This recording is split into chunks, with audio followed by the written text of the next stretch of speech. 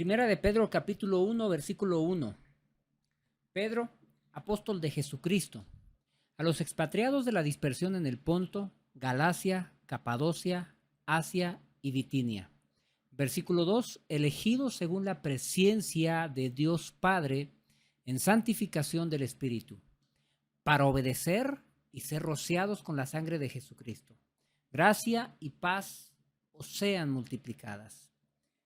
Bendito el Dios y Padre de nuestro Señor Jesucristo, que según su grande misericordia nos hizo renacer para una esperanza viva, por la resurrección de Jesucristo de los muertos, para una herencia incorruptible, incontaminada e inmarcesible, reservada en los cielos para vosotros, que sois guardados por el poder de Dios mediante la fe, para alcanzar la salvación que está preparada para ser manifestada en el tiempo postrero, en lo cual vosotros os alegráis, aunque ahora por un poco de tiempo, si es necesario, tengáis que ser afligidos en diversas pruebas, para que sometida a prueba vuestra fe, mucho más preciosa que el oro, el cual, aunque perecedero, se prueba con fuego, sea hallada en alabanza, gloria y honra cuando sea manifestado Jesucristo, a quien amáis sin haberle visto, en quien creyendo,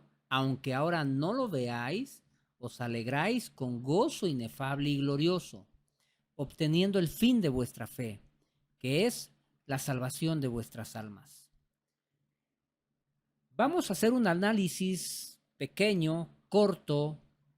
Voy a intentar ser concreto y conciso con lo que nos enseña la primera carta a Pedro. Vamos a comenzar un estudio sobre los escritos que nos deja Pedro, sobre las ordenanzas que vemos en estas cartas, primera y segunda de Pedro, y voy a hablar un poco del contexto, aunque no va a ser el objetivo principal, tocar los contextos históricos, culturales que nos encontramos en estas cartas. Sin embargo, habremos de tocar, sí, algunos contextos sobre el autor, sobre la historia y sobre el momento histórico por el cual esta carta entra en el corazón de Pedro y comienza él a redactarla. Primeramente, en el versículo 1 del capítulo 1 nos encontramos con el nombre del autor. Él mismo se autonombra o decide especificar su cargo, su función. Decide dejar claro quién es.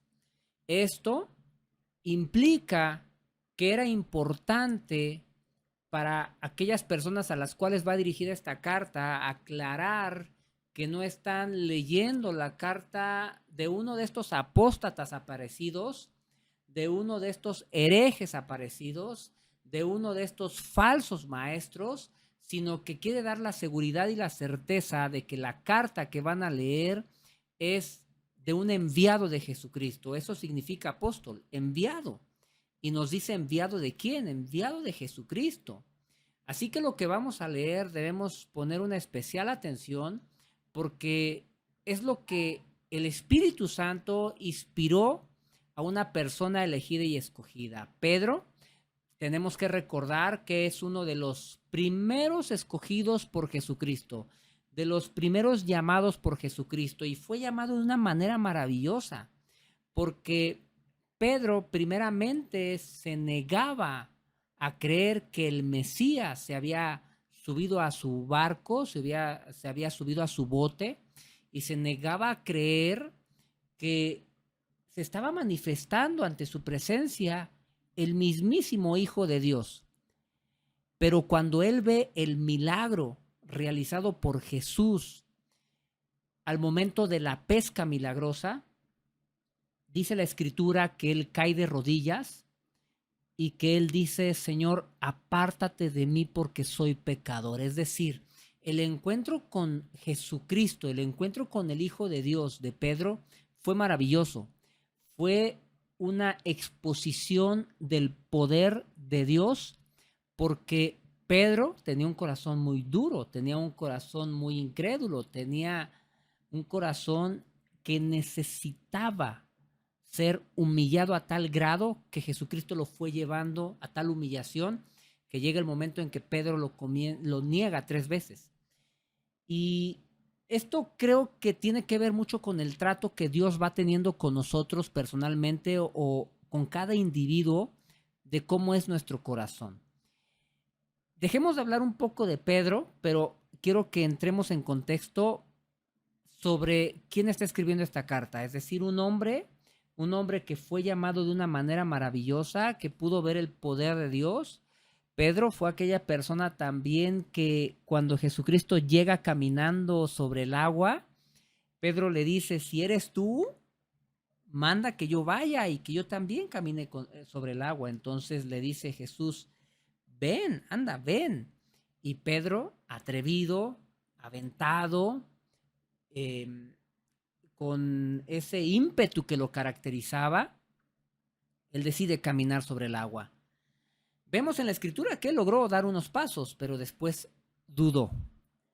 Entonces vemos a un hombre que durante su paso o su compañía con Jesucristo fue bipolar, fue inconstante y que después, por medio de esas grandes lecciones que Jesucristo le dio personalmente y después del trato que tuvo Jesucristo con él después de su resurrección y después, además, después de que Jesucristo ascendió a los cielos y el Espíritu Santo llenó por completo a Pedro, después Pedro fue otra persona totalmente.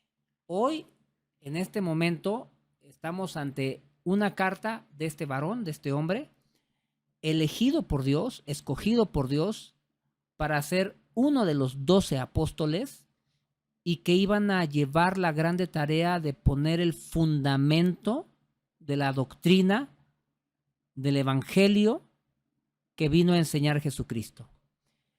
En el capítulo 1, versículo 1, entonces leemos que Pedro se reconoce a él como un apóstol. Así que por favor pongamos especial atención a esta carta y a estas palabras. No las está diciendo cualquier persona.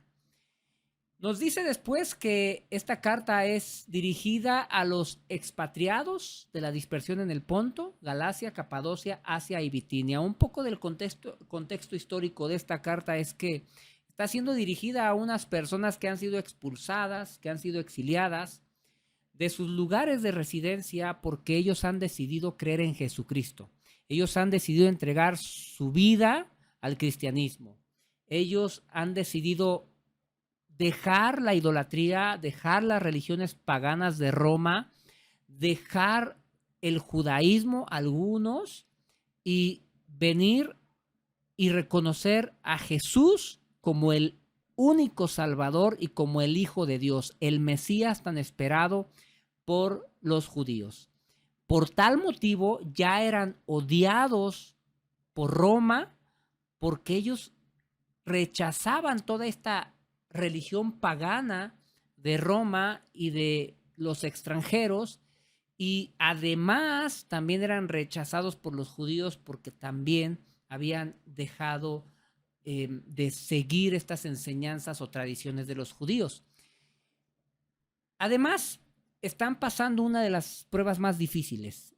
La historia nos dice que Nerón había decidido quemar o que es el responsable de haber quemado Roma y Nerón, en su intención de desviar la atención y de desviar las culpas y de salir inocente, aunque la historia nos dice que fue Nerón quien quemó Roma para poder reconstruirla, Nerón decide echarle la culpa a los cristianos y por ese motivo es que ellos están sufriendo una de las persecuciones más fuertes que los cristianos han sufrido. Murieron muchos, además de que murieron muchas personas inocentes cuando Nerón decide quemar Roma. Además, murieron muchos cristianos en esta persecución. Nerón fue uno de los verdugos más sanguinarios que ha tenido la iglesia cristiana. Así que muchos cristianos han decidido esconderse, han decidido vivir en el anonimato y además de que han sido expulsados y exiliados. No podían estar a la luz de las personas, no podían tener esa libertad que las personas comunes tenían. Por tal motivo, la carta viene a ser una carta de motivación, una carta de ánimo, una carta de esperanza para estas personas que viven en prueba y que viven en circunstancias difíciles hasta el peligro de perder su propia vida. Debemos tomar esta carta precisamente también en su aplicación actual como una carta para aquellas personas que están viviendo una prueba difícil, y comparada tal vez esa prueba que actualmente tú estás viviendo sea muy, muy mínima a comparación de cómo vivieron las pruebas los primeros cristianos, en donde por ser cristiano perdías totalmente la vida, y no solamente perdías la vida, sino que eras martirizado brutalmente por el paganismo, por estas personas que no creían en el Evangelio. Y esta carta debería venir a ayudarnos y a revelarnos e iluminarnos o recordarnos quién es el que nos sostiene, quién es el que nos ha elegido. En el versículo 2 del capítulo 1 leemos: elegidos según la presciencia de Dios Padre. Con esta afirmación que nos hace el apóstol Pedro, debería darnos la fuerza necesaria para continuar creyendo, para continuar sufriendo por causa del nombre de Jesucristo. Hemos sido elegidos por el conocimiento anticipado de Dios. Hemos sido elegidos porque así Dios lo ha querido desde antes de la fundación de los tiempos, nos dice la carta de Efesios. Aquí Pedro reafirma esa declaración que vemos en Romanos, que vemos en Efesios y que vemos en muchísimas narrativas de la Escritura. Nosotros, los que hoy estamos aquí creyendo en Jesucristo, no ha sido por nuestras obras, no ha sido por nuestros talentos, no ha sido por nuestra capacidad o nuestras habilidades. Si estamos hoy aquí creyendo en Jesucristo, es porque Dios nos ha elegido desde antes. Por su conocimiento anticipado, Él decidió salvarnos y llevarnos a los pies de Cristo para obedecer y ser rociados con la sangre de Jesucristo. Es decir, hemos sido elegidos, pero tenemos una misión, tenemos un objetivo. No hemos sido elegidos para hacer lo que queramos, no hemos sido elegidos para ser libres en el sentido de hacer absolutamente todo lo que hace el mundo. Hemos sido elegidos para obedecer y ser rociados con la sangre de Jesucristo. Aquí creo yo que se refiere, o deberíamos tomarlo en el sentido figurado de que hemos sido salvados por el derramamiento de la sangre de Jesucristo, que fue el precio que pagó por nuestros pecados. Así debemos entender nosotros que si Dios ha decidido escogernos para su gloria, para su honra, nosotros debemos corresponder obedeciendo y cumpliendo su voluntad día con día. Esfuérzate por obedecer, porque esa es la prueba fehaciente, la prueba irrefutable de que tú has sido elegido por Dios, porque tú buscas obedecer. Cualquiera que diga que ha sido escogido por Dios, o cualquiera que diga que es cristiano y que es salvo y que no obedezca a Dios, está mintiendo y no conoce la elección soberana de Dios. Versículo 3 nos dice: bendito el Dios y Padre de nuestro Señor Jesucristo. Vemos a un Pedro que glorifica, que reconoce, que adora, que alaba y declara: bendito seas tú, Dios, Padre de nuestro Señor Jesucristo. Y nos dice: ¿por qué? ¿Por qué lo glorifica? ¿Por qué lo reconoce? Porque según su grande misericordia nos hizo renacer para una esperanza viva. Vuelve Pedro a reafirmar la confianza que tiene de que si hemos sido elegidos, si hemos nacido de nuevo, si ahora el Espíritu Santo vive en nosotros y esto ha creado una persona nueva en nosotros, es porque según su grande misericordia, aquí deberíamos humillarnos, aquí deberíamos cada día darle gracias a Dios y reconocerle y glorificarle como lo hace Pedro, porque de verdad, hermanos, no estamos de pie, no continuamos en la fe, no continuamos en el camino del Señor, del Evangelio, no leemos la Biblia, no oramos, sino es porque su misericordia nos alcanzó en su presencia, su conocimiento anticipado de las cosas y de nosotros, y eso nos hizo renacer para una esperanza viva. Nosotros no teníamos esperanza. Nosotros, nuestra última esperanza y nuestra única esperanza, como lo dice el salmista, es dar nuestro último respiro. Si somos impíos, si no tenemos a Cristo en nuestro corazón, si no somos de Él, si no le pertenecemos, si no hemos nacido de nuevo, ¿qué esperanza tenemos? No tenemos esperanza. Nosotros iríamos directamente al infierno de fuego preparado para el diablo y sus ángeles. Nosotros seríamos quemados eternamente en un lago de fuego. Esperanza no tendríamos absolutamente si no fuera por su grande misericordia, porque Él decidió escogernos, porque Él decidió elegirnos, porque Él decidió salvarnos. ¿Qué prueba nos puede apartar de su grande amor? ¿Qué circunstancia nos puede entristecer a tal grado de comenzar a dejar el camino, de empezar a claudicar, de debilitarnos? ¿Qué prueba podría hacernos separar tan solo unos milímetros del amor de Cristo?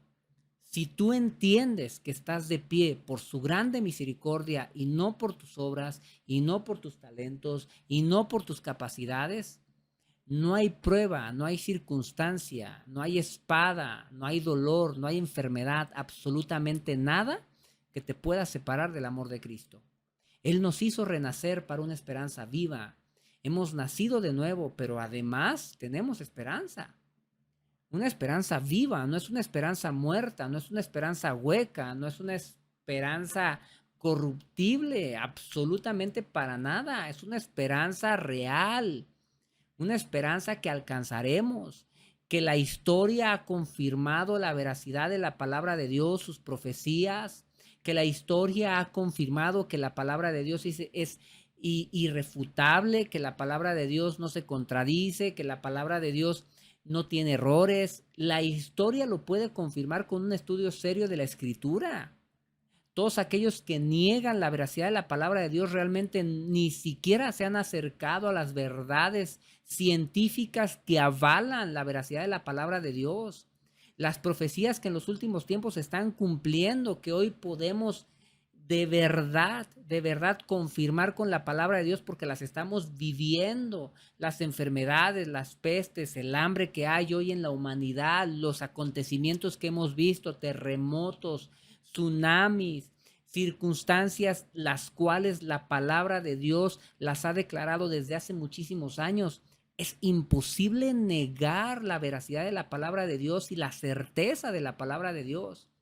Con esa misma certeza debemos aceptar estos versos que vemos en la carta a Pedro. Hemos nacido de nuevo por su misericordia para una esperanza viva. Debemos estar confiados en eso. Por la resurrección de Jesucristo de los muertos. ¿Qué otra prueba queremos? Históricamente está comprobado que Jesucristo resucitó de los muertos. El único hombre que ha podido resucitar de los muertos es Jesucristo. Históricamente está comprobado, nadie lo puede negar históricamente. Estudios y análisis e investigaciones, históricamente está comprobado. Y nos dice, para una herencia incorruptible, nuestra esperanza verdaderamente nos va a dar una herencia incorruptible. Es decir, una herencia que no se contaminará, no se echará a perder, será perdurable, será eterna. Eso es a lo que se refiere incorruptible. No se descompone, es eterna. Pero nuestra herencia no tiene fecha de caducidad. Va a perdurar con el tiempo, será eterna. Además, es incontaminada e inmarcesible. Esta palabra inmarcesible es decir que no tiene mancha, no tiene arruga, no tiene sombra de variación absolutamente para nada. Es totalmente transparente y totalmente limpia y totalmente blanca, incorruptible, incontaminada e inmarcesible. Son características que solamente pueden tener las promesas absolutas de Dios. ¿Dónde tenemos esta herencia?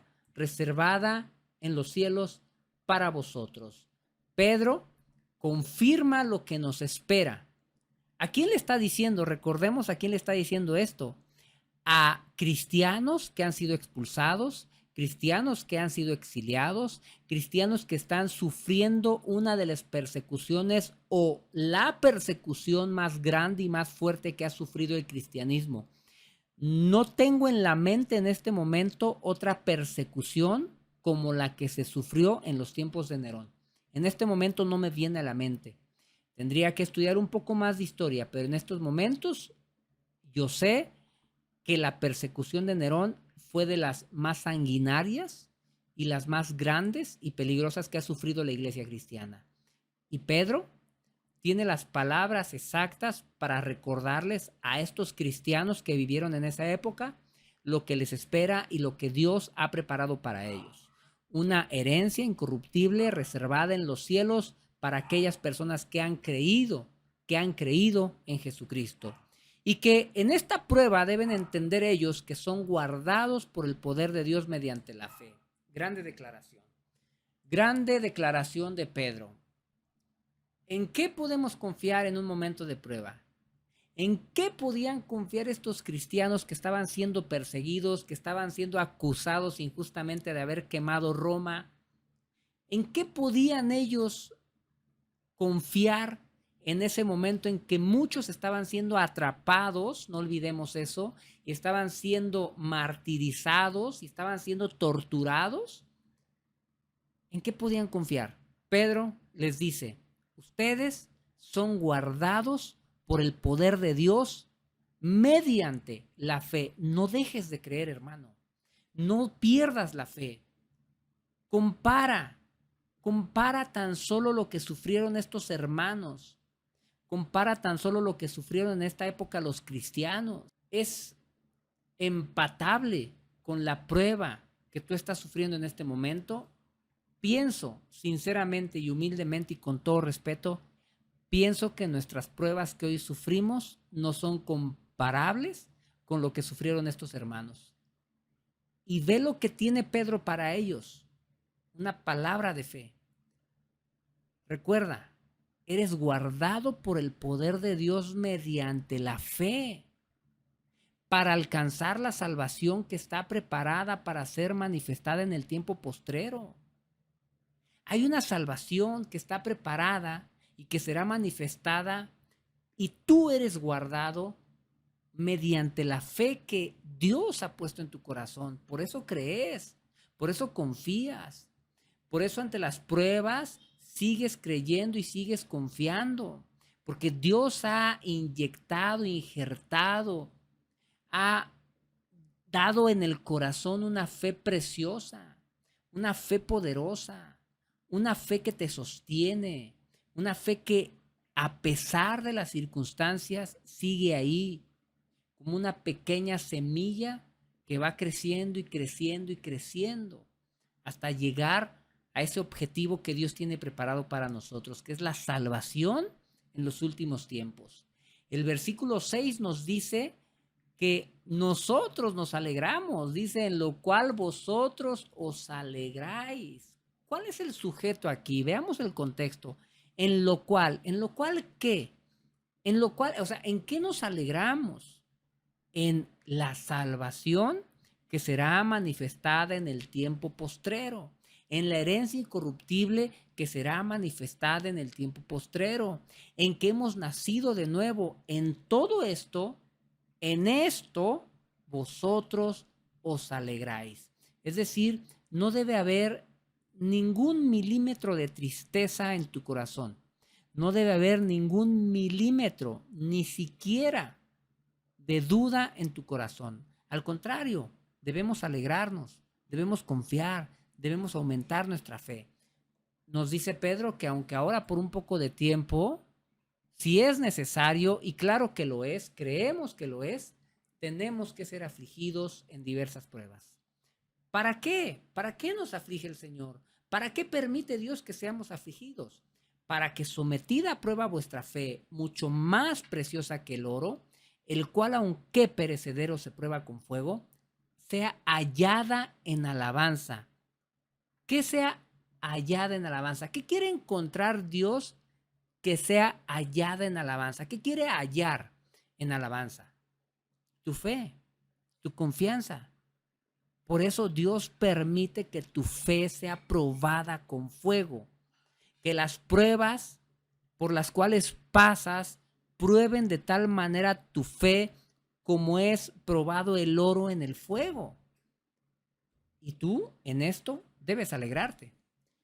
Gloria y honra cuando sea manifestado Jesucristo. El versículo 8 es precioso.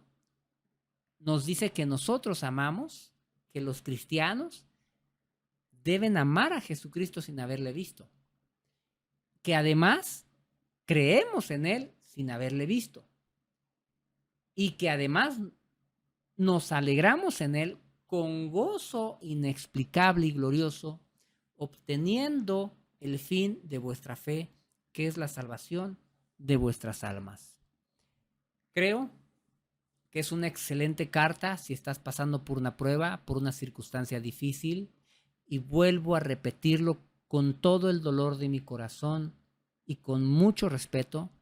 No creo que la prueba que hoy estemos pasando, tú y yo, sea comparable con lo que pasaron estos hermanos en esta época en que Nerón fue sanguinario con la iglesia cristiana.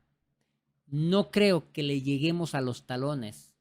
Y si esta carta fue la carta que iba a animar esos corazones, si estas palabras fueron inspiradas por el Espíritu Santo y lo creemos, si estas palabras fueron las que el Espíritu Santo eligió para levantar la fe y animar a los cristianos a seguir creyendo y confiando, creo que estas palabras son suficientes para nosotros, aunque nuestras pruebas hoy no se comparan con las pruebas de ellos.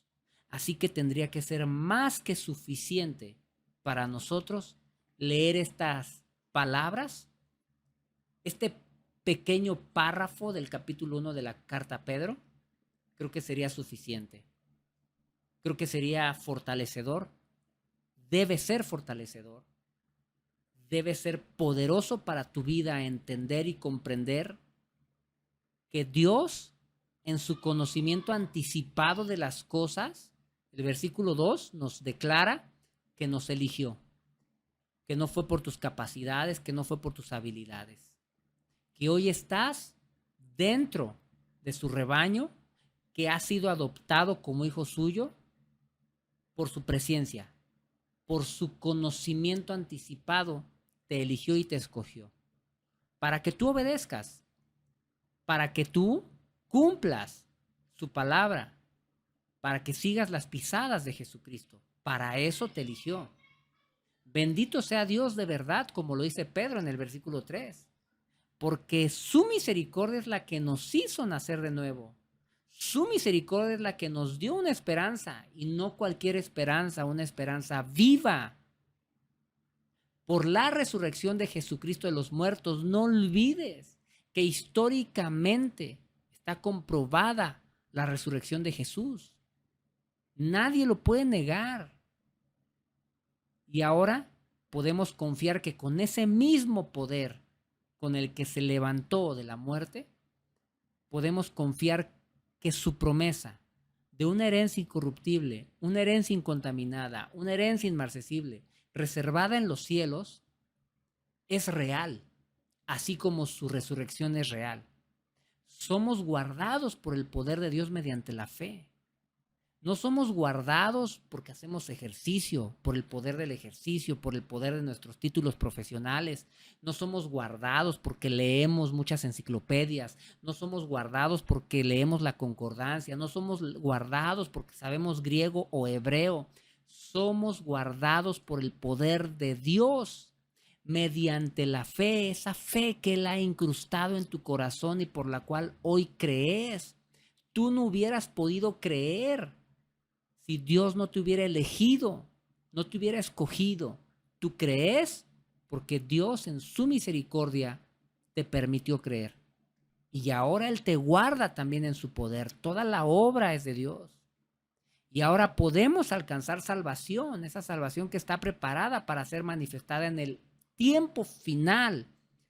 Y después el versículo 6 nos dice, en lo cual tomemos este contexto de los versículos anteriores y entendamos que Pedro se refiere a que gracias a todo esto anterior que hemos dicho, gracias a que somos guardados por la fe, gracias a que hemos alcanzado salvación, gracias a que hemos nacido de nuevo, gracias a que tenemos esperanza, vosotros os alegráis.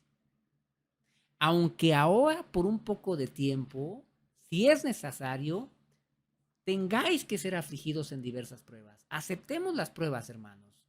Aceptemos lo que viene, que además es parte del cristianismo y es parte de nuestra fe y es parte de lo que Jesucristo dijo que vendría para todos aquellos que quisiéramos seguirlo.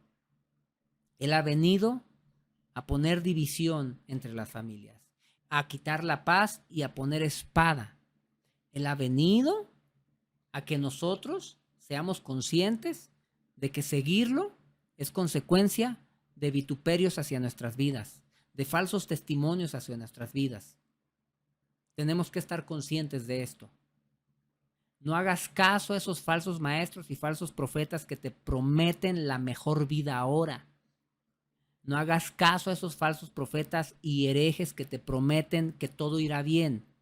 Ven al cristianismo y tu fe tendrá que ser probada como el oro es probado con fuego.